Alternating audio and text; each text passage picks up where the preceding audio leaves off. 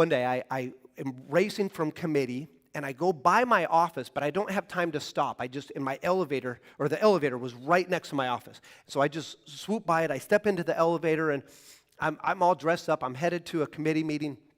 And I look over, and there's this, young guy, early 20s and everything. I'm like, hey, how's it going? And I'm just chatting. I have 3 floors to chat. And he's like, oh, not very good. I'm like, oh, well, what's up? It's like, oh, well, I was supposed to have a meeting with Representative Stark, but he didn't show up.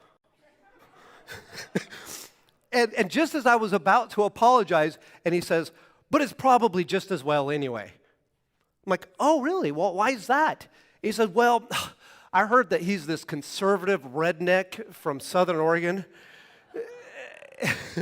And I was like, oh, interesting. And so we chat for just a moment, and as he gets out of the door at the bottom, actually at the next floor, and I hold the elevator for just a moment, and I ask him, I'm like, hey, so I didn't catch your name. What's your name?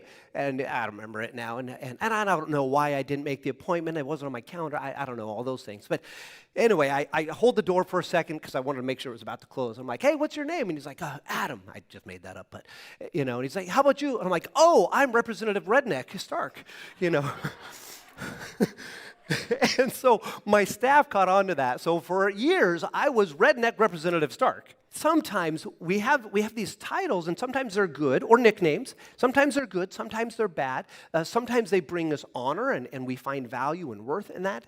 And then sometimes we don't want anything to do with it. And it's very easy to allow ourselves to find our worth and our value based off of the things that other people call us and the other ways people see us. Paul lays out 7 different areas of culture, including titles and all this. We're going to go through all of them. 7 different areas that culture told him were valuable.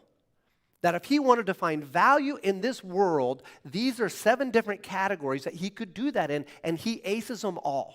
Ultimately, it doesn't matter what you do. You cannot earn salvation. Now, what we do does matter, but it doesn't matter when it comes to trying to earn salvation. Guys, these 7 categories, all of these external things that we can try to put our value or find our value and worth in, Paul just says, you know what? They're a bunch of junk. They're fool's gold. Don't be tricked by them. And instead, we put on the righteousness of Christ.